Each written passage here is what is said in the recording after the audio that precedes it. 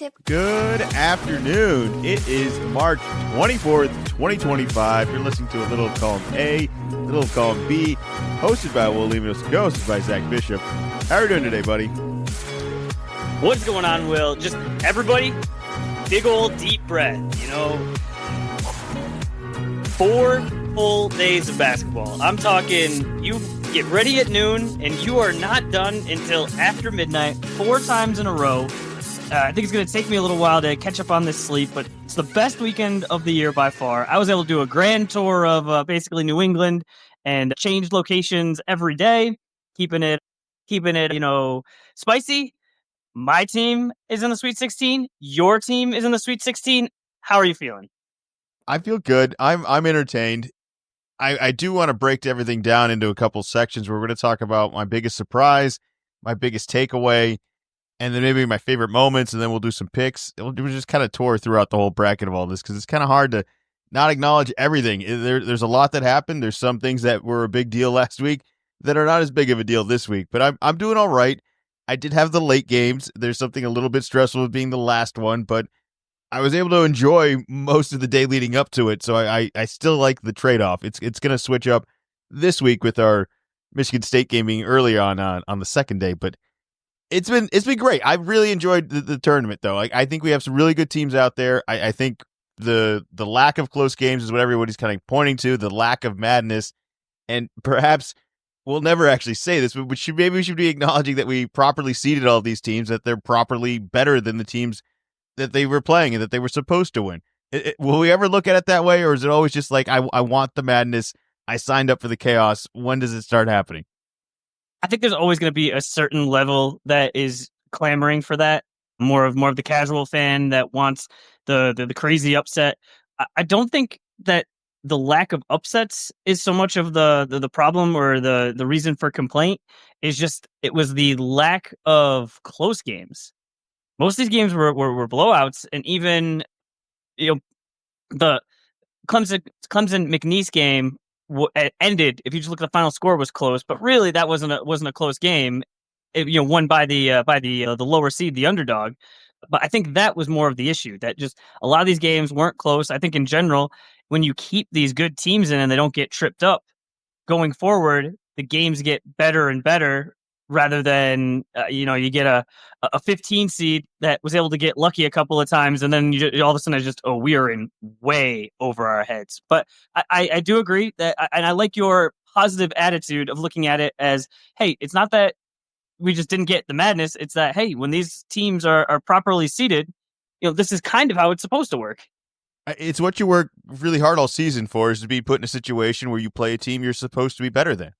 I think in past years, it's been a lot of fun where we're like, I don't know. Should we value this? Should we not value that? And maybe we've gotten a little bit better at valuing certain things, and it has panned out to getting some really good matchups. I mean, if we do, at the end of every podcast, kind of the college segment here, you give us some games to watch.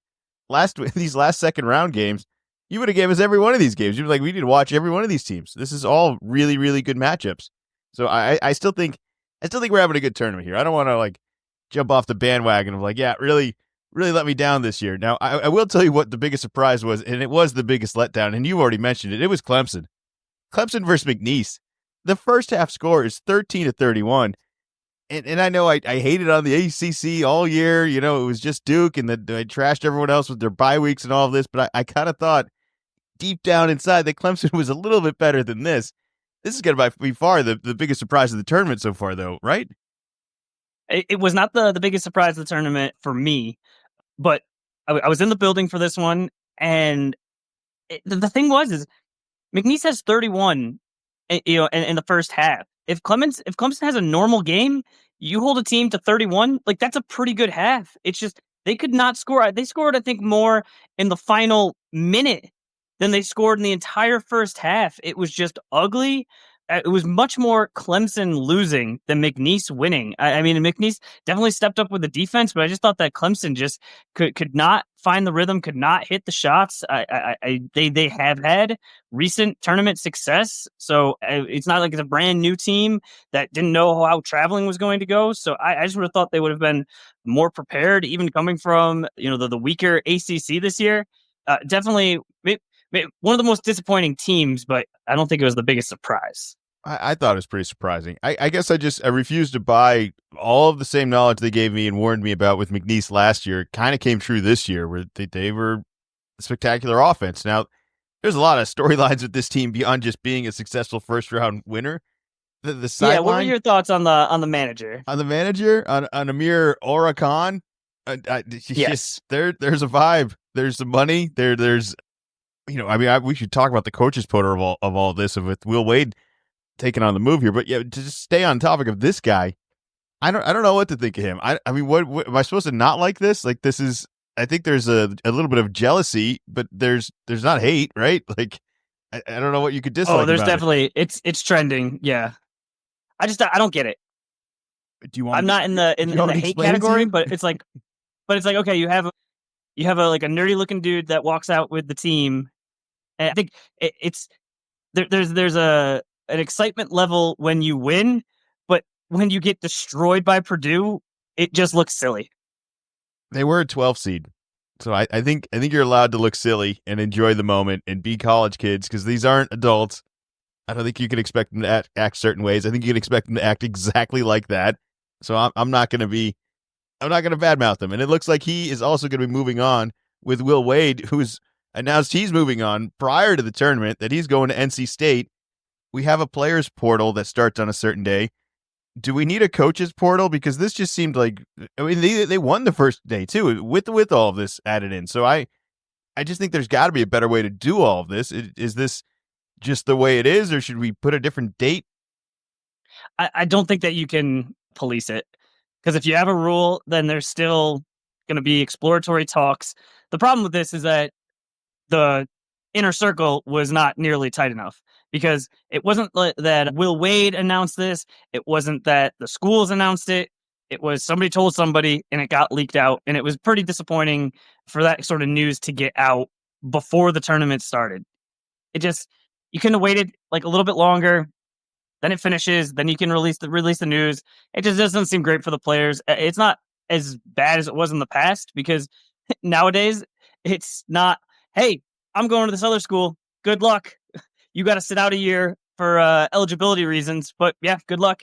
Now it's, hey, I'm going to NC State, bigger conference, more eyeballs, all of the better things, and I'm taking 6 of you with me. So and the manager, I think it's and the manager, like, probably trying to take some of the boosters with them too, saying, hey, you like what we did? Let's go do it at a bigger scale with some more people. I guess I'm not. But yeah, I'm not shocked by that progression. I'm shocked by the timing of it. And it's just like there's kind of this feel-good moment where everything should kind of almost be on pause, similar to the Olympics, I think, during the tournament. There's 68 teams in here. Like the other thing is that we have the players entering portals, where if you could be getting ready for your game, and like before the game even happens, you might have to ask your players, like, hey, are you coming back next year? Because we need to have this conversation now before you go have it with someone else. And then once they enter the portal, it's kind of like there's no point in having that conversation anymore, because we don't really have any control over the kids anymore. They've made their decision, and that's what it is. There's nobody jumping back out, I don't think. So then I don't know what the perfect timing of it all is, but this seems very like a huge distraction that doesn't need to exist, that we're kind of forcing into all of this. The tournament is enough news. We don't need free agency during the tournament. It doesn't happen as often, but you are allowed to enter the portal and then still return to your team. So you can enter the portal, you can talk to some other teams, okay, then you go back. I think you have to realize it's not necessarily the player's decision. Like, sometimes it's the coach's decision. At some of these bigger programs that have, a 5-star, a couple 5 stars coming in, saying to the guys that are there, there's not a spot for you next year. Like, go into the portal and see what you can find, because you're not playing here anymore. Yeah, well, we're gonna get a good 30 minutes out of you tomorrow night, though. So, like, make sure you're ready. Like, this is crazy. I understand there's a business side of it all, and now that there's even more NIL money involved, I get it. It just seems like this could be a little bit more organized, and there will be a bigger controversy than just Will Wade leaving for a McNeese team coming up soon. Like, do you not see that? I think the concern is it would be really nice to have it be, all right, it's a week after the national championship, and that's when the portal opens, and then it all starts. But this is going to turn into what NFL free agency is and NBA free agency is at 12:01, all of a sudden, in a college sport, there'd be just way more deals because there's just way more players. Where it's, wait a minute, it's 12:01 and now 600 guys are on new teams, but they didn't talk ahead of this. And we just kind of go, yeah, I guess that's how it worked. So I think if you could have people actually follow the rules, that would probably be better. Like you said, it would extend the kind of the college season a little bit longer rather than now. It's kind of a distraction, but I think this is really this is a real world scenario, and this is maybe not the most fun for us, but like this is just how it works. All right. Well, you don't want to make any changes to that. Maybe you can make some changes with the ACC right now, as Duke is the only team advancing on and still alive. Clemson out first round. Louisville out first round. UNC does survive the playing game, despite probably not even deserving to be in the tournament, but then makes an exit after that. Will Wade joining this group here, I think it sounds crazy, but I think he's going to immediately have a chance with these kind of remaining teams here. Any concern of the addition of Will Wade and NC State? So coming to NC State, I mean, you got a McNeese team to beat Clemson, who was one of the best teams in the ACC this year. I think in general this is great for the ACC. Will Wade had problems when he was at LSU. The line of he was caught saying he made some strong ass offers to get some guys, but what only 5 years ago was very illegal and could not be talked about, nothing, is now all out in the open and is now something that you have on your resume as I am good at taking the money that you give me, allocating it out, and putting a team together. At halftime of the Clemson McNeese game, I ran into a guy all dressed up McNeese stuff, talked to him a little bit, and yeah, he's like, no, yeah, I got 3 guys on NIL deals, and yeah, we're doing great. All of this, of like just out in the open, like this would never have happened 5 years ago, maybe even less than that. And now it's all up front. So I think that he's a younger guy. He's proven success both at McNeese as a small school and at LSU. So coming in, the ACC in general, just in the past few years, has gotten rid of a bunch of legacy. I say got rid of. It was legacy coaches that were older and are moving on, and there needs to be an influx of this younger talent. And I think Will Wade is one of them. Jay Lucas going from Duke to Miami. He, not sure how he's going to be as a coach, rookie coach, young guy, but he was the main recruiter at Kentucky before he came to Duke. So I don't know what other schools that you could put even like in that realm of getting the most elite talent. So I would think he'd be able to do something similar in the transfer portal now that has gained popularity. So that's just 2 right off the top of my head, and anything to kind of get in the right direction is going to help. And it's not going to happen instantly. Like if NC State isn't great next year, it's not immediately a failure. You got to let this stuff marinate a little bit. It happens a little faster with a transfer portal, but I think we really got to give these coaches just a little bit of time. I'm not saying give them a 5-year deal and ride it all the way through if it's terrible, like a Kenny Payne situation. But I think that the ACC isn't dead. I don't want to call it dead, but I think everything you said about they needed guys like Will Wade to join is exactly what they need. I think if you're a team like Louisville, you're, I think, still early in that process. If you're Duke, you've never left the process. It's just been a factory of success here, so that's great. I think if you're UNC, though, you're looking a little bit more in the mirror of like, all right, how many years since Roy left, and what are we doing here? Like, are they holding on to that past that 5-year period right now, where I don't know what we're doing? That's a weird one. Because how many teams, schools in the country would sign up for a shot in the national championship game? They were up on Kansas in the national championship game, blew the lead like recently. Now, other than that year, hasn't really been so good. But that one year, it's like, how do you, would what happened to them? Would that be better, or would 3 or 4 years of 1 round of 32, 2 Sweet 16 appearances, and 1 Elite 8? You know what I mean? Like if you averaged it out. Like I know we're playing for championships, we're playing to have success in the tournament. I understand all of that, but their regular season within the last 5 years has not been what they've expected, and that's being nice. it has been a disappointment. And I think if you're a team like UNC, should you not have like a pretty consistent regular season on which I don't even want to pile even more on the ACC? It hasn't been exactly the most threatening. I mean, last year we give a ton of credit to NC State. NC State fired their coach before the conference tournament even started, and then they won. So, like, this is what you've been competing against. I just don't think there's really a lot of excuses if we want to hold UNC to these high standards. And this is similar to what Kentucky did last year, where I wouldn't have advocated for Calipari to be fired, but I just think that UNC is kind of at a point right now where they need to go in a different direction, or they're going to get left behind, and it's going to be the days of the past already. I don't know. Yeah, Hubert Davis got an extension in, was it last month in February? So it wasn't like this tournament was a flame out and they were, a 2 seed, lost to a 15, couldn't have seen this coming. It's, I mean, you mentioned like the regular season has not been very good. Even that year they made the run to the championship game. Like it was a champion. It was a unlikely run in the tournament.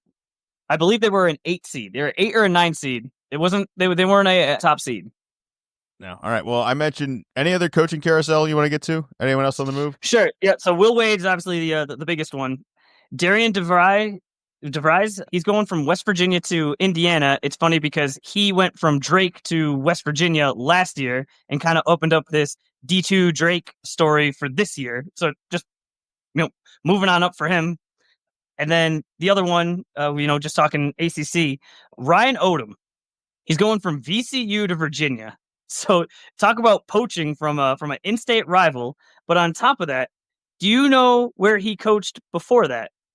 No idea. He was the UMBC coach that beat Virginia as the 16 seed. It all comes around. Just here. a little nugget there. So here's another guy on the younger side. Doesn't have quite the the name power of a Will Wade, but there's influx. It seems like the ACC is trying things. I think sometimes you get caught up in trying to hire someone that's, in or has like connection to your program. And I think you can look at places where that's worked and places where that hasn't worked. So it seems like they're, at least saying, hey, here's a guy we think's an up and comer. VCU was successful during the season this year. And, I don't know how old school this is, but like if you're recruiting in Virginia, VCU, it should be a little easier to recruit at Virginia, as a power conference. Well, it's a great news update. I feel bad that we opened with all of that, and now we're going to talk about the actual good team in the ACC. Duke is on a run.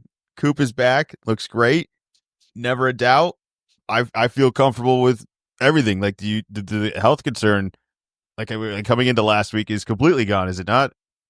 Not concerned about the ankle. That like very quickly, and even on Friday in the 116 matchup against Mount St. Mary's, it wasn't all right. We're gonna kind of start him, but minutes restriction, or when you see him out there, it's just all right. He's timid.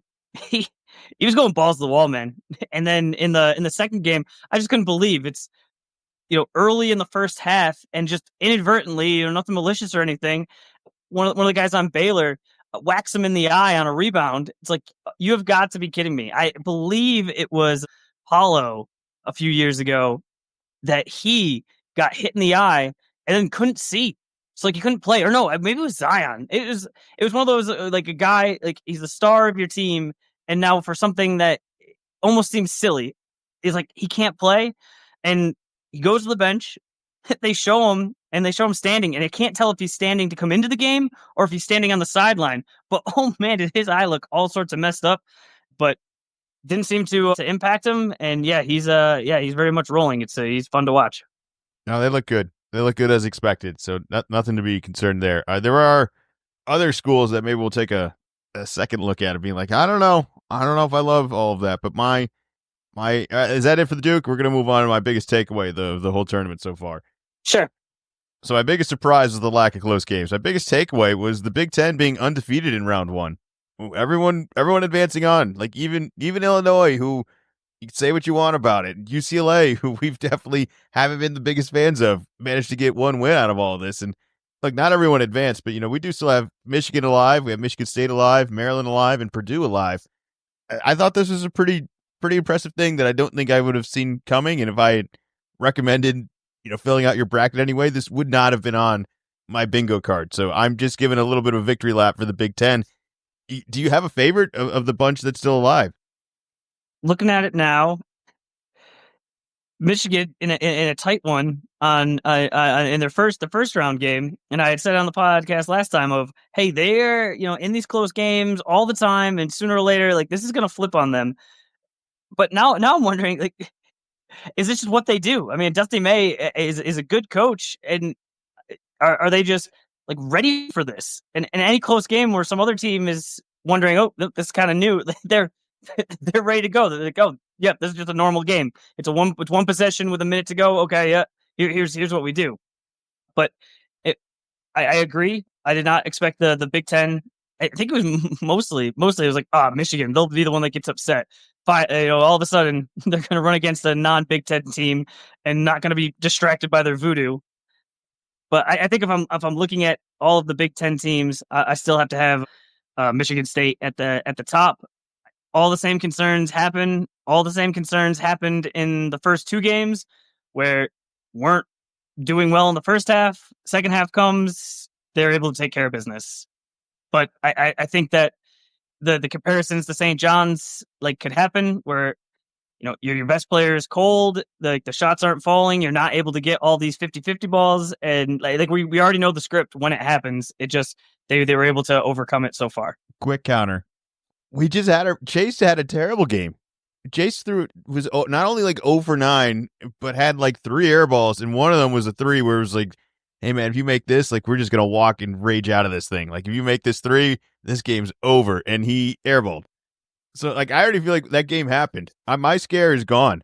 I think we've already had 2 of the bad scoring games, and yeah, that's generally how this team rolls. That it's a little slow out the gate, and it's very, very dependent on the bench scoring, which I don't know how much more you can count on that, but that's very consistent on what we've kind of done the whole year.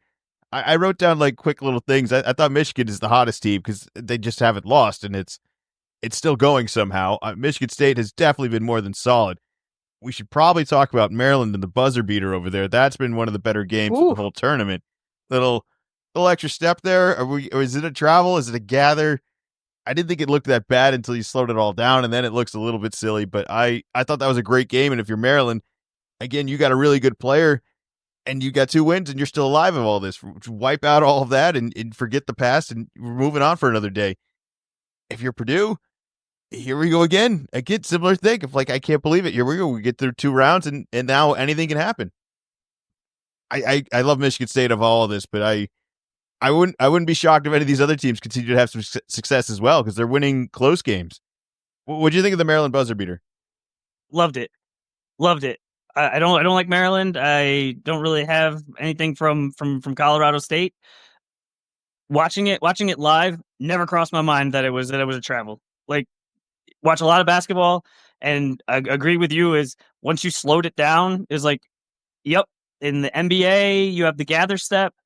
In the college, you do not. So I think technically, probably was a travel. But if you're a Colorado State fan, you're absolutely incensed by this. But this was the better outcome than a travel being called in that spot.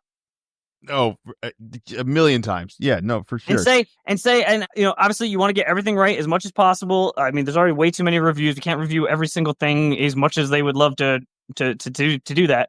But say the referee blew the whistle, called it a travel, and then on the review, you can see that it's not a travel.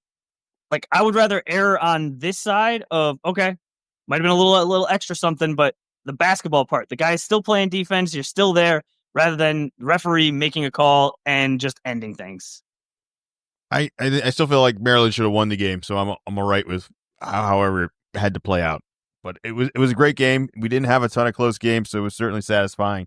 The guy in Colorado State made that huge 3 right beforehand. It was a great game. It was nice. The shot before the shot, yeah. We didn't get a lot of that, and that was just a little bit of juice in this game goes a long way. And it's Maryland might not even be a top contender left of all this, but that might be one of the better games of the tournament. But it wasn't my favorite moment of the tournament so far. I think it easily has to be Florida versus UConn, the 77-75 battle. This was easily the best game. It's basically tied under 5. And at this point, it doesn't matter that Florida's a 1 seed. It doesn't matter that UConn's an 8 and really hasn't had any sort of threat this year like they've had over the past years. And yet somehow they're in this game.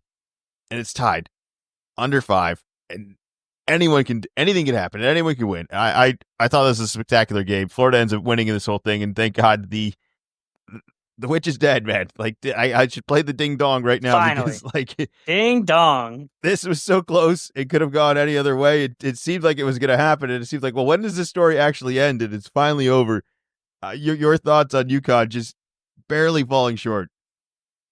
Totally agree with what you said. When it's tight, under 5 minutes, and they have Hurley, and they still have some guys from the championship teams. So, all right, ready to go. Like, I think there's a little less pressure than there is on a team like Florida, who is having, a great year and, starts getting nervous about, oh, wait a minute, we lose this one. It doesn't turn the season into a disaster, but boy, does it put a sour taste in your mouth. Walter Clayton Jr., just awesome.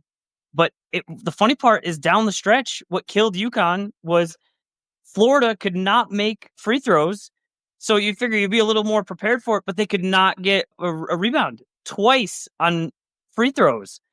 Florida comes away with it to continue the possession and then scores afterwards.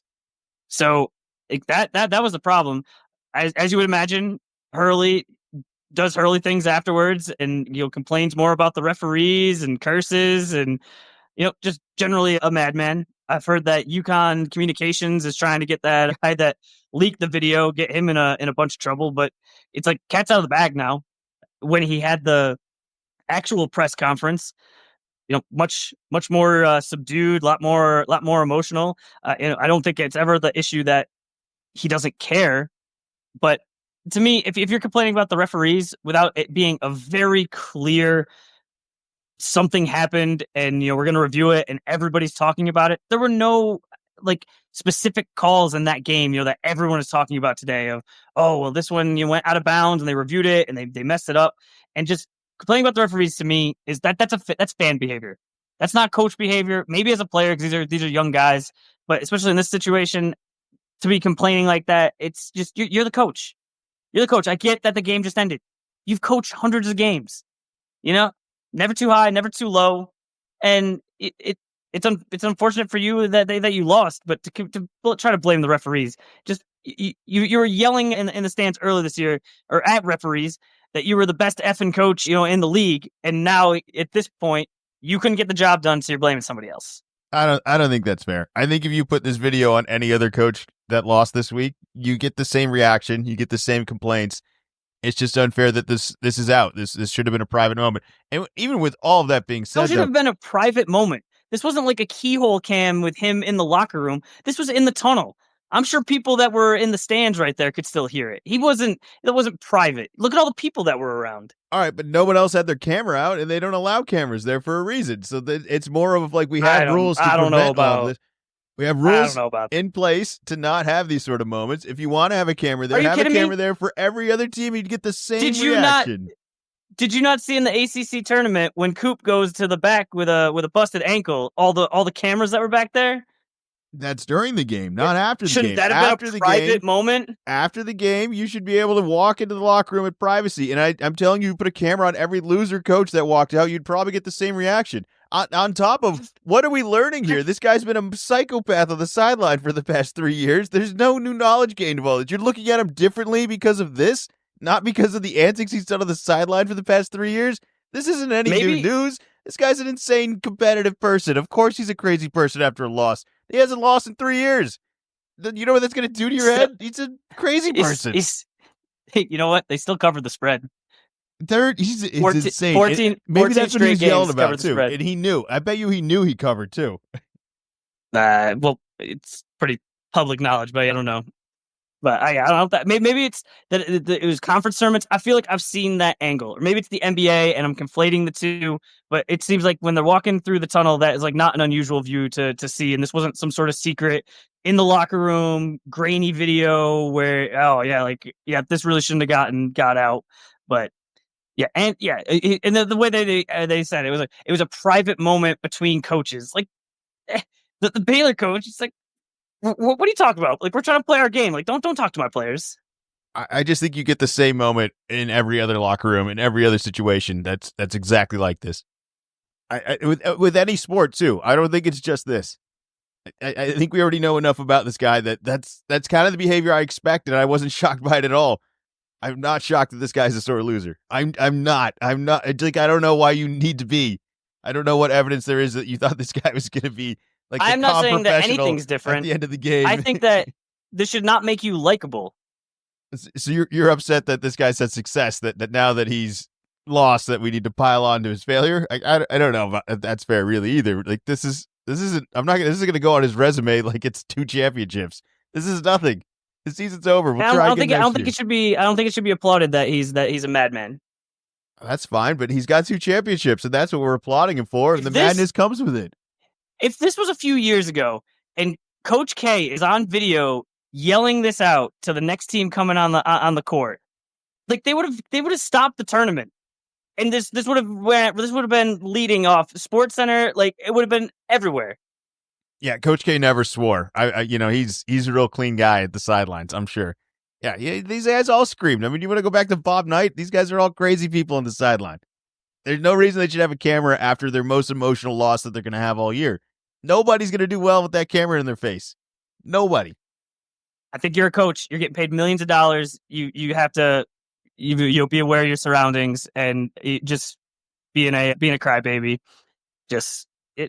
I'm just surprised. I'm just surprised that it seems like he can kind of continue to do this madman type stuff, and it just kind of goes as like, that's just Hurley. That's just him. Where other coaches just aren't given that sort of leeway. If he wasn't crazy like this, he wouldn't be successful. And I know you hope there was a way that he could be, but he just wouldn't be. I mean, they would have fixed it by now. This would have been an ongoing problem. The problem is that this hasn't really been a problem. They've won the last 2. Like this is a successful person. No, that's where behavior when you're winning, looks one way, and when you lose, it looks a lot different. Well, we've already kind of recapped a lot of the UConn games here, but the Big East in general, struggle city, man. St. John's only gets 1 win. Creighton only gets 1 win. UConn only gets the 1 win, and Marquette doesn't even get one at all. Not what I had on my bingo card. I really thought this was a year of destiny for St. John's, and I guess in the way they lost, I'm not shocked. It seemed like they had avoided that vulnerability a lot this year, and this was just a bad matchup against a very desperate Arkansas team, and now a 2-0 Calipari. Like there's a whole lot of connection between all of this, where Calipari then goes defeats Self in the first round, and then Pitino in the second round. I mean, what are we thinking about the Big East? Really, is this a complete disappointment? Oh, big time! Yeah, you're out before the Sweet 16. Yeah, that's not what you want, especially after back-to-back championships. It's not all about the conferences, but making a run, and seemed like the UConn loss wasn't unexpected. They had a down year, and even Creighton, the 8-9 versus a 1. You're at that spot for a reason, but the expectation was St. John's, they're going to make it to the Sweet 16, and just bizarre where RJ Lewis, just awful game, and then down the stretch, Tino just keeps him on the bench. So it's like hindsight's 2020, but it just tough for both sides. Like everybody wishes everybody was playing better. It would be easier to do every part of everyone's job then. This is the hard decision when the guy isn't playing well and you have to make the decision. I think everyone's looking at it as it was a bad coaching move by Pitino, when it's like the hardest decision to make. Like, when do you ever pull that trigger? And it didn't work, so you could point at it and say it didn't work, but like it could have worked. But if it does work, then it's Pitino's a legend. Exactly. Look at it. He didn't even play his best player. Like he knew, like he had to stick with these guys. Yeah, no, I agree about it. But this was my biggest surprise, was Arkansas beating St. John's. Well, the biggest takeaway is we just spent like 20 minutes talking about UConn. I'm walking away from the Big East. Who had the best season walking away from this week? It was UConn still, right? UConn had a way better last game than what St. John's did. Arkansas was lucky to be in the tournament. UConn almost beat Florida. It was arguably the number one seeds. You're that's true. One loss to another. Like, I guess, yeah. I mean, a 10 versus a 1. It's not good either way. I mean, the UConn one was closer, but yeah, I don't know. Well, I didn't feel like St. John's could have won the Arkansas game. UConn could have won the Florida game. True. Okay. All right. I see what you're saying. Yeah. Yeah, this was my biggest surprise because, like I said, I was at Providence for the games. The St. John's was the last one on Thursday, and I was sitting kind of towards the baseline, and just for the second half, that's where St. John's would be trying to score. So when they scored, that's where they lined up their defense, and so I could just see every time the just happening to grab the ball. There's a guy in your face. You have to pass it in. That guy has to get open. There's a guy in your face, and I just thought that Arkansas hadn't been that dominant of a team. I know they got some guys back, so maybe that kind of flipped it, but just, you don't have as many ball handlers as you would like, and just thought that intense defense, that even if it didn't work the first 3 quarters, it would be that last quarter that it just wore you down. But yeah, just they didn't have the shot making, and that was the concern all year. I would have thought Arkansas, where I'd say Calipari traditionally has an offense where they're a little loose with the ball, would have really struggled with all of the pressure on defense that St. John's is just putting on them. But agreed. It just didn't add up. Arkansas never looked as uncomfortable as hard as St. John's is working, and that's just exhausting. Of being like, well, we're doing our normal thing, we're going to our normal well, and the other team is not only still in this game, they're winning, they're ahead of us, and the game just whittled down to the end. Arkansas had some struggles getting the ball at the end. That's a whole other thing. Run the baseline. If we go back to coaching elementary school here, run the baseline when you can inbound the ball on the baseline. It's an enormous advantage.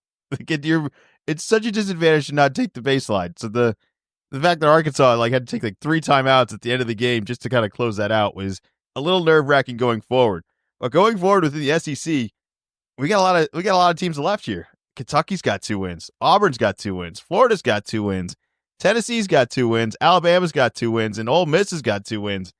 Arkansas is still alive as well. What are we doing with the SEC here? This is very much alive. Would you say that they have lived up to these expectations of the tournament? Oh, I was going to go the other way. I don't know. You got to look at the SEC. 7 losses already. That's a lot. Have you thought about looking at it from that angle? I thought the teams that lost were in positions where I think they were supposed to lose. Yeah, no, I'm just trying to spin it another way, but no, 7 teams in the Sweet 16 is very impressive. Looking at it, it will be Kentucky versus Tennessee, so one will for sure make it, but I think I counted it up, and there are no more going head to head. So one at the least, and could still be 6 in the Elite 8, which would just be absolutely wild. Do you have a favorite of the SEC teams left? I still like Florida. I don't like Florida as much as I liked going into the tournament, but just based off of the other teams, where Auburn still seems like something's just, they're not clicking at quite the same amount.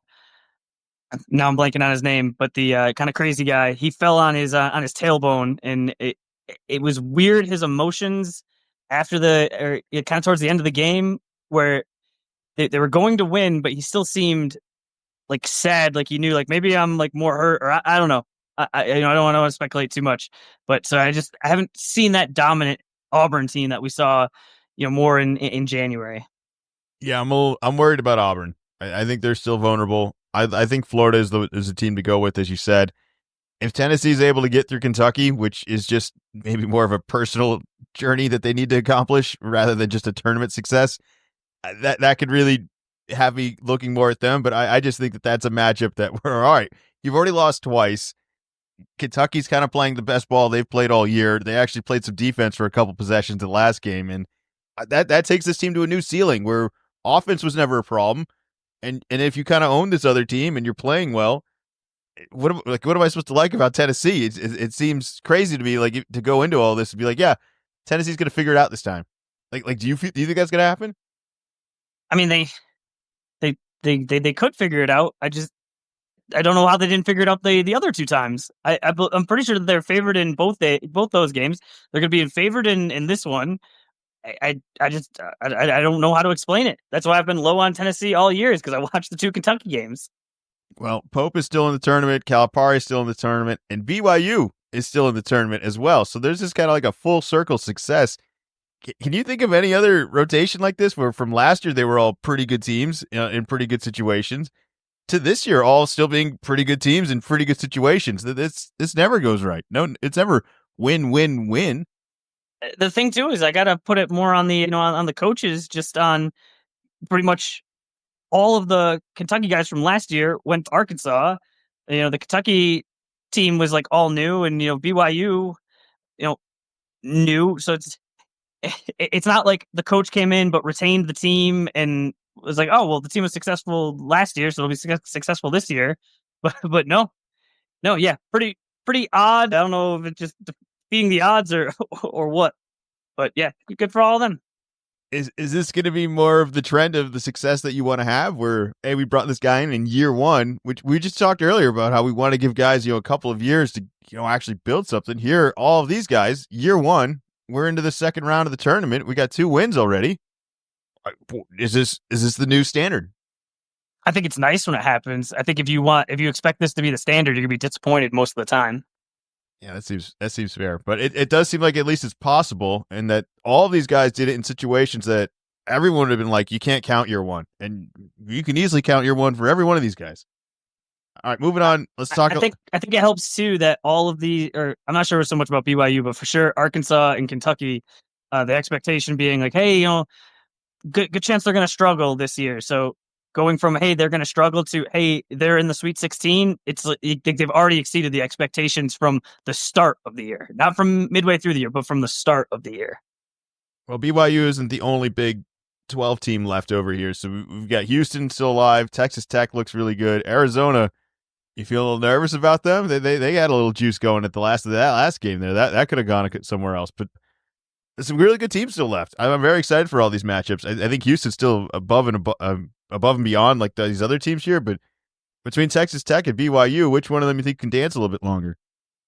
I think Texas Tech. I like Texas Tech more than BYU. See, I think I kind of like BYU more. What do you like about Texas Tech? BYU just plays. Both of them are like offense focused, but BYU is not as good on defense. So I think if like all of their shots aren't falling, they're not going to necessarily be able to like fall back on their offense, or excuse me, on their defense. I just think if BYU has got a skilled offense and Alabama just has the least skilled defense and they're only going to do offense anyways, that's a perfect matchup for BYU. Like I just think that lines up very, very well for them versus Arkansas. Texas Tech might line up a little bit too. I don't know. Maybe both of these teams are just matched up really well. I just think those are teams that I didn't pick in my bracket that I'm looking at right now. That's like, I kind of like my odds. Like I don't know what the number of the spreads on those are, but I would look at betting at Texas Tech and BYU this upcoming week here. Speaking of that, you want to do some picks? Sure. We can do some picks, and I got some stats. You got some stats. For the all teams. Right. Well, we kick everything off on Thursday again, where the 2-seeded Alabama will be taking on BYU. I just mentioned that I'm all in on BYU. I think this is a good matchup for them, and that if there was going to be an upset, that you had to kind of like justify, right, this plus that. I think this adds up well. Where you have 2 offensive teams that are very focused, and if Alabama can't score with them or just tries to outscore them, I think it just keeps BYU in the game. I got BYU in this one. Who are you going with? I'm going to go with Alabama. BYU is a top 10 offense in the country, and Alabama has the fastest tempo in the country. I'm hearing rumors that this might be the highest over-under for a tournament game in the last 30-ish years. So if you like points, you are going to love this game. All right, next game, 7:39, number 1 Florida at number 4 or versus number 4 Maryland. Florida, I think, is going to be the favorite in all this. I'm not hating on Maryland, but this would be a very, very big win for them versus just another win for Florida. So I'm staying strong on that. It seems like the favorites are going to continue to win. It's kind of hard to stretch for these upsets at this point, where you have some really good teams left, and it's going to take a lot to upset them. But who are you going with? I'm going to stick with Florida. I think Hurley and UConn, they just have some voodoo magic, and we're able to keep it close. I think that when you go through a game like that, it only helps you going forward. Maryland was able to get the win. I don't know. It just felt different where, they were down and had to, really make something happen down the stretch. They weren't able to get the stop that they needed. where if they'd gotten that stop, they don't need this miracle buzzer beater. Derek Queen, he's the one that had the buzzer beater. He's from Maryland, so that's kind of cool. Just right from Baltimore, in the area. Florida is 12-1 all time as a 1 seed. Seems pretty good. It should be a good game though. Like I don't think any of the games I'm expecting blowouts. Like if you think it's a blowout, you tell me. But I don't think anything we've talked about is going to be a blowout yet. No, I think that's part of the not many upsets. Nothing lower than a 10 seed. I think that's going to mean that these spreads are for sure going to be close. Who knows when the games actually happen? But yeah, I think these are all going to be. They should be one possession games going down the stretch. All right, next game Thursday at 9:39. Number 1 Duke versus number 4 Arizona. I think Arizona actually matches up pretty good with Duke, but they're just a better version of Arizona. So like I don't know why I would pick that. It's like it's the same philosophy, but it's they don't have Cooper Flag on their team. The other team does. So like I respect Arizona. I didn't think they'd be this good to get this far, but I just don't think they're at that level yet. What are you thinking? We beat them at their place by 14 points earlier in the year. The team is still, I'm going to say, Duke is still the same team, but we were playing Caleb Foster a lot more then. I'm not sure if that's when we made the switch over to him no longer starting. Foster has been playing well in the past couple of weeks at more like spot minutes, but I mean, it was 3 weeks ago. He did not play coach's decision. And that seemed like, I don't know exactly what was going on, but almost just to kind of shake him right of, hey, if you don't come and bring it to practice, you will not play in these games. And it seems like it's kind of sparked it where he's not playing major minutes, but he, can come in, get what needs to get done. As well as we didn't play Patrick or Evans in that game where now these guys are guys coming off of the bench playing regular minutes. I'm not nearly as plugged in on Arizona, so I'm sure they have similar situation of, yep, that was our team then, this is our team now. They have Caleb Love, always terrifying. Last game, amazing. But he is the type of guy that it can be amazing or it can be terrible. I am hoping it's the terrible variety, but you're never really sure coming in with Caleb Love. Is he going to go 1 for 12 or is he going to go 12 for 13 and just absolutely destroy you? You said he was great last game. There were still moments in this game where he disappeared and then he caught fire. And it was like, all right, yeah, there he is. But there's still disappearing acts, I think, even within the good games he's had the last two. So I would be skeptical, and I definitely wouldn't want to bet on it against this team. I'm just hoping for a miracle game out of him. But capability, yes. Reliability and consistency, I don't know. I don't know if we're quite there yet. But that's the thing is that you only need it in one game, and he is not going to be scared of Duke. And this is one of the few teams that has seen Cooper Flag up close, even though it was months ago, and just has some experience. This is Arizona's third time in 4 years in the Sweet 16 for Duke. This might surprise some people. Coming into this tournament, only one player has had previous tournament experience. So that was one of the things I was a little worried coming in. You're never really sure with the tournament being different, even when you're way more talented of that first, 8 minutes. And then all of a sudden you're like, hey, we're playing this tiny little team. How can we not score? How are we tied with this team? But so far has not been a concern. All right. Last game Thursday, number 3 Texas Tech versus number 10 Arkansas.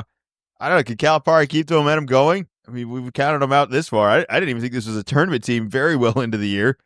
And Texas Tech has been kind of floating under the radar. We've both been really in on them. I don't see them losing of all this, but I didn't see Arkansas even getting this far. So who am I to continue to doubt them? What are you thinking? I'm going to go with Texas Tech. I think that Arkansas has already exceeded expectations. This is a great first year for Cal, but reaching the end of the line here, already got the big upset. Arkansas, lowest seed this year to make it to the Sweet 16. Texas Tech, their motto, toughest team wins, which is interesting because a few years ago when they had the previous coach, they were a nails team, kind of how we think of St. John's, where it's no, we're gonna lock you up. They're not really a defense focused team. They're more of an offense focused team, as well as they're small. So maybe that kind of goes with the toughness. Is like, hey, we're not the tallest, but they're one of the smallest teams remaining in the Sweet 16, which is interesting. I mean, I guess these are all power schools, but just interesting model for a team that is more offense and smaller than some of the other teams. Should we be maybe concerned about the Arkansas size? It's not like they've got like small guys. They got giants on that team. I don't think so, because they got Big Z, but Big Z is not a kind of like enforce your will. He could definitely go out and shoot the three, which can be an issue. But that doesn't concern me as much as if they had a Zach Edey type of okay, well, like who are you going to put on this guy? Maybe it's just John L. Davis has just got March Madness success too, and he's playing on by far a better team than he's played on in the past years. It's funny that he's upgraded every year and yet is still a 10 seed in Arkansas. like he's gone to a better school and then to a better school and like 3 years in a row here, and yet he's still somehow like a 10 seed. He went from like a 12 seed to a 10 seed. So not the standard career route there, but they certainly a threat for Texas Tech. All right, Friday, let's kick it off. 7:09, number 2 Michigan State versus number 6 Ole Miss. I did not have Ole Miss in this game. It has been exactly what I've expected from Michigan State this year. I'm a little nervous. You talk about the size thing, but I think we kind of complement a little bit better against the size of Ole Miss. They got the undersized guard who's certainly a tricky guy to defend. But I like our odds of this one. I think we're just going to lock them up defensively. It's going to be another ugly win, and it's going to be another one where we're just relying on our bench. And I think this is the last round where we can really do that, but I think we can do it one more round. Were you a little bit more in on Ole Miss? Because I had them out in the first round, so they're really a lot of red ink in my bracket. I did think that they were gonna. I thought they were gonna struggle with North Carolina, and that really wasn't the case. I mean, North Carolina was able to make a push late to make it at least a little interesting, but they seemed just outmatched. And yeah, I was even surprised that they beat Iowa State, and again, pretty handily. You scored 90 points in college. That's a lot of points, but I think that you guys are going to be a little more focused. Izzo with a full week to prepare, metaphorically, a full week to prepare, and yeah, I'm gonna trust that. Yeah, I didn't trust Ole Miss in the first round, and even though they have surprised me the last two, it's still not enough to me to suddenly trust them more than Michigan State. It doesn't sway me enough, but this could be one where the writing was on the wall. Like, look, this team is hot. This team has the same struggles. I'm not saying it's impossible. All right, fun one. Next game, 7:39, number 2 Tennessee versus number 3 Kentucky. The third matchup this year. This is an SEC everything. I love it. I'm very excited for it. I'll be so disappointed if this game isn't close. I think it's Tennessee's game. I think it's finally going to be the year, but man, I would bet money on Kentucky. I just think that everything about their confidence of that team is maybe they just mentally own this team. I'm going with Tennessee. Who are you going with? Oh, hold on. We got to go back to the Ole Miss, Michigan State. Ole Miss is their top 3 in the country and not turning the ball over. And Izzo coach is coaching Jace Richardson now. He also coached Jason Richardson, his dad, to a national championship. But for the Kentucky, Tennessee, Kentucky, this might surprise some people. First Sweet 16 since 2019. They're also the first team to reach the Sweet 16 with no points coming from last year. All the transfers coming in. So pretty impressive. Tennessee, this is the quote, or this is the stat I have for them, have lost to Kentucky twice this year. It's going to happen a third time. And this is why. They don't do this very often, but the game is being played at Lucas Oil Stadium. It's being played at the football stadium. So when it's at the Final Four, they have it right in the middle, where the football field is. I believe for this game, they're cutting off half of the stadium to make it like a little bit smaller. And what I've heard is this is what they'll do for a dry run to see, all right, is there going to be future Final Fours? I don't know if that's all the way true or not, but I think that a lot of times when you make the jump from regular arena to football, especially here where this is even going to be the normal, the sight lines are going to be weird. I think that Kentucky is a better 3-point shooting team, but specifically somebody like Brea, I think he is just going to be locked in. I think that a little change in depth perception not going to impact him, but some of the guys on Tennessee, where if you are not absolutely elite, all of a sudden it is a little weird. And I think that Kentucky is just going to be able to go 3 for 3. I agree with all of it. I just think based on everything outside of just this matchup, Tennessee's a better team and has had a better season. But there's something about when it's this opponent that they don't look like that team anymore. I just hope they do it this time. I think that based on all the other science and math that they got with all of this, I think that this team should beat Kentucky. It just hasn't happened yet, and then all it's going to add up for this. The other two, I think, were way more fluky than what should be the actual reality of this game, where Tennessee is a better team. But man, if you're Pope, man, what a great first year, bringing in a whole new team, and I mean, you couldn't have higher expectations of Kentucky, especially with I'm following up Calipari, who's had struggling season after struggling season, and I think that wasn't an easy last couple struggling seasons for Calipari, and you're supposed to do better than that. And year one, you kind of deliver. Just like a horror show. Like I said, since 2019, obviously you have the COVID year in there, but just hit after hit, and it wasn't even you didn't get to expectations. It was, well, the regular season was pretty good, and now we're a high seed, and then losing early in the tournament. Not, well, we thought we were going to win the national championship because we're Kentucky and we lost in the Elite Eight, and all the other fans are going, hey, settle down. You don't come crying to me because you missed those expectations. It's been real bad. And then this year, first year to make the Sweet 16, and it seems more fun. I mean, obviously when you win, it's more fun, but just towards the end with the Cal, it was, I think he was feeling like he was fighting for his job, which, towards the end he was, where now Pope knows, hey, I'm early on. I got some, transfers this year. We didn't even get any of the top recruits. I haven't even established it. We're already ahead of schedule. So it seems like there's more fun coming out of Big Blue Nation. On just the theoretical flip side, though, let's just say they had the Arkansas season where, it wasn't great, but they get in as a 10 seed, and I mean, we'll see what happens on Thursday. But they got 2 wins this year. They got to the Sweet 16. They finally did the thing you said they haven't done the last couple of years. They've done it. Would this have been enough to keep his job again this year? He had a lifetime contract. He could stay there for as long as he wanted. Yeah, I know, but there was a disappointment in last year. Do you think if he had delivered what he delivered to Arkansas this year for Kentucky, that Kentucky still would have left this season being major disappointment? Because he kind of delivered, and they took that team. Not major disappointment, but during the year, there would have been a lot as he's going under 500 in the SEC. That would have been that would have been hard. A problem. That would have been hard. Yeah, but there still would have been something of we got 2 wins in the tournament. This kind of softens it, a sweet saying it. Assuming it ends of we made the Sweet 16, but I think then when you kind of get into the summertime, mid spring, and we were not good. We were in a tough conference, sure, but this can't be happening at Kentucky with having the best players. I mean, that's pretty close to the roster that they would have had this year, is it not? It's a lot of the same reasons that Arkansas is winning would have been the same reason Kentucky was winning with that same roster. I think it's an easy theoretical transfer, even if it is a lot of moving parts. But exciting stuff. All right, next game. Auburn, number 1 Auburn versus number 5 Michigan, 9:39 on Friday night.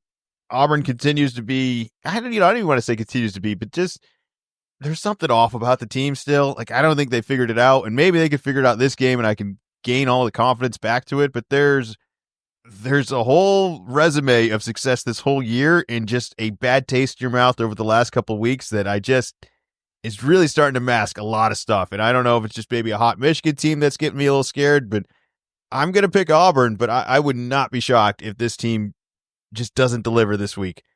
What are you thinking? I am going to get crazy, and I'm going to pick Michigan. Just this miracle run where they every time just figure something out, and just Auburn just hasn't quite had it right. Michigan, top 30 in the country in luck. I think it might even be higher than that. Auburn, top 7 in 3-point percentage defense and in blocks. So just, even though the offense is their main calling card, are still they're still going to make it tough for you. Hope and Broom shows up, but I could just you try to picture what could happen. I could just picture Auburn just not getting it together. Maybe Michigan goes up and Auburn makes a run late, but then it's just you were down too many, and just it's a close game, and Auburn hasn't been in a ton of close games, and Michigan is just thinking, sweet, right where we want to be. And all before you know it, they're upset city. Isn't all the ugly things we didn't like about Michigan just going to show its head soon? Like they've somehow masked it over the last couple of games and throughout this entire tournament. So like it is believable, but isn't it also believable that this team just turns back into a pumpkin and is getting smoked by Michigan State on You a look up and Saturday it's again? 30 points. Yeah. And Broom is just flexing down the car. All right, sure. Yeah, that's the crazy part about March. That's the fun part. All right, last game here. Number 1 Houston versus number 4 Purdue. 10:09 Friday night. Last game of this round. I think Houston's got this locked in. I love that Purdue was able to go a couple rounds, but this just isn't the same Purdue team. I didn't have them going very far, but I did think Purdue could handle a couple of teams. They just can't handle Houston, and that's nothing to be like a fault of with. I think competing with the teams that are left right now, you got to be really good, which is pretty much the reason we all chalked over this whole round here. So I got Houston. You gonna swap on me here? You got Purdue? No, I'm gonna stick with Houston. They just love those 116 games, and it's like, nope, not even gonna be close. First half, where Auburn, you were just talking about them. Like that first half was dicey. I think that Gonzaga was better than Purdue, so I think that this game will be easier for Houston than before. But my stats for this matchup: Purdue top 10 in 3-point percentage, which they shot a decent amount of threes the past couple of years. But what's interesting is they're bottom in the league at blocking shots, which totally makes sense when you don't have Zach Edey out there, but just kind of a funny juxtaposition of, I have to imagine they're one of the top teams last year. And then for Houston has the longest active winning streak in the country at 15. Well, those are our picks for this week. We will have more college basketball roundup next week with even less teams and even less games. It's slowly disappearing, Zach. Are you starting to miss it already? Because this is kind of like the last weekend I look forward to, and then after this, it's like just a couple games. Like it really disappears from 68 quickly. I mean, I don't want to jump into this too much, but there were more games on Thursday or Friday than there are the rest of the year. Oh, so no, don't say that's just sad. That's just sad. All right, real quickly, let's do. We got like 2 minutes here to talk about this. Hold on, can I do my biggest takeaway and my favorite moment? Oh, we didn't do it. We just talked for a whole hour. How did you manage not to squeeze that into anything? Because you didn't set me up for it. So my biggest takeaway is a lot of people saying, "Oh, NIL, transfer portal, Cinderellas are dead. This is over."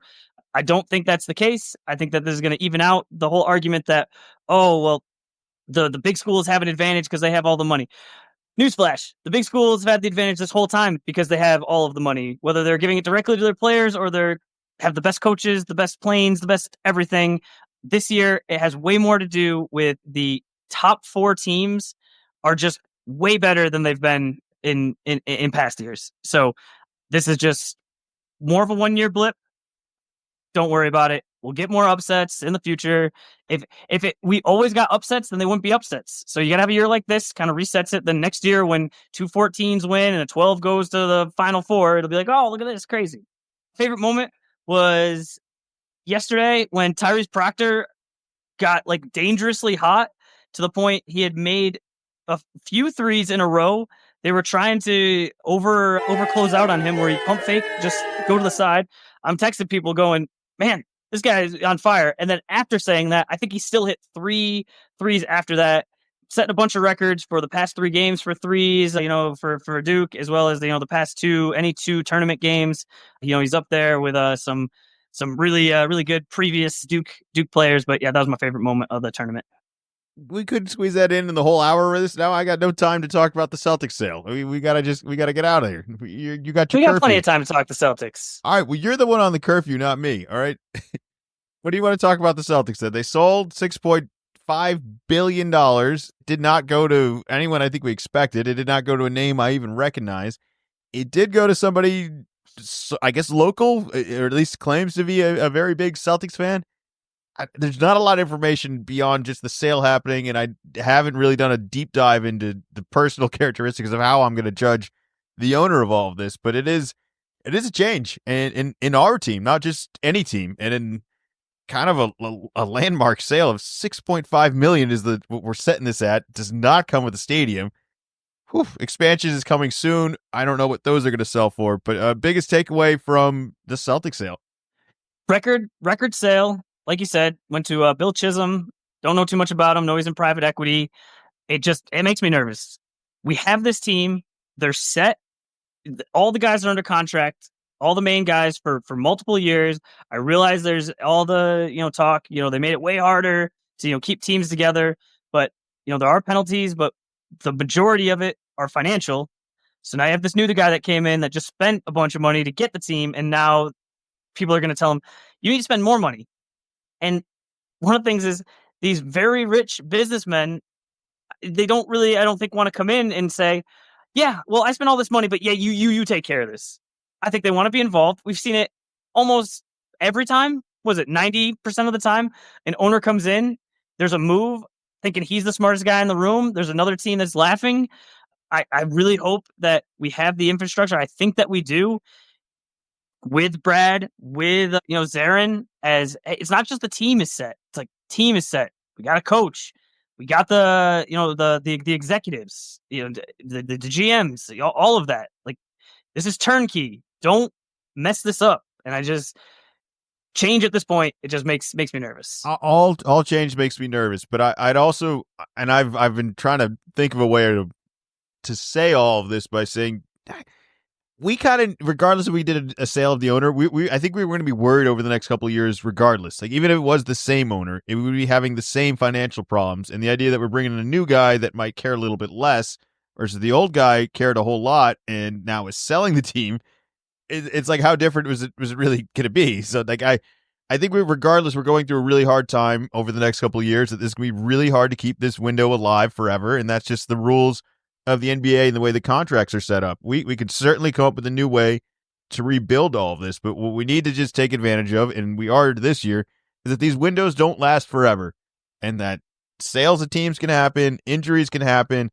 and we're lucky we got one championship, and we should really, really lock into this year, because you don't know what the next couple of years are going to be like, new owner or not. Like, there's a million things that could still happen. So I hope Boston understands all of that this isn't just, it was going to be an end of an era over the next couple of years regardless.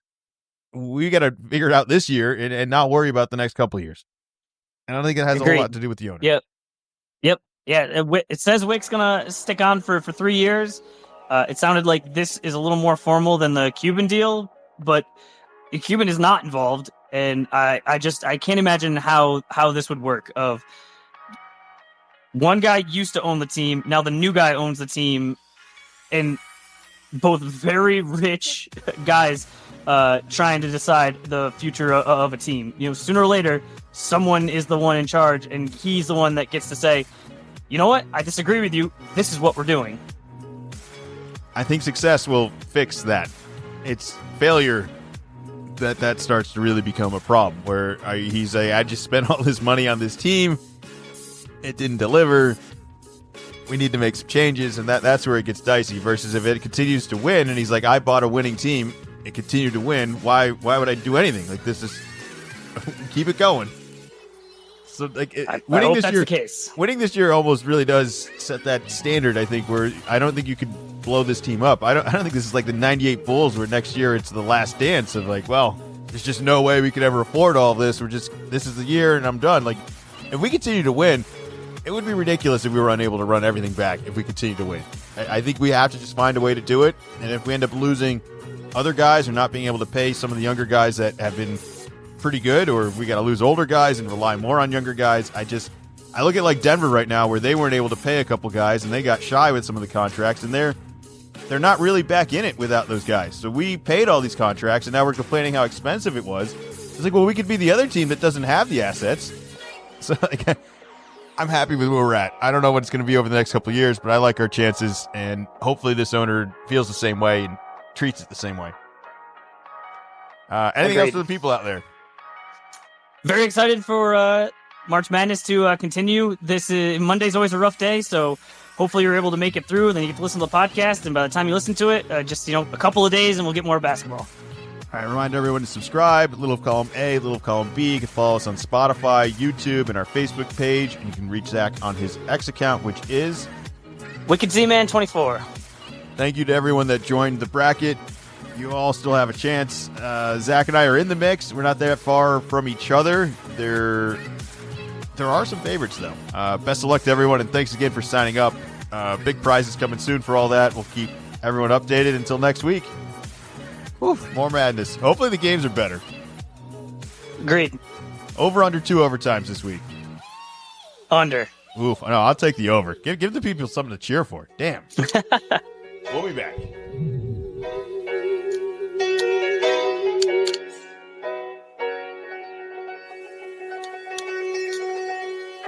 Little column A, little column B.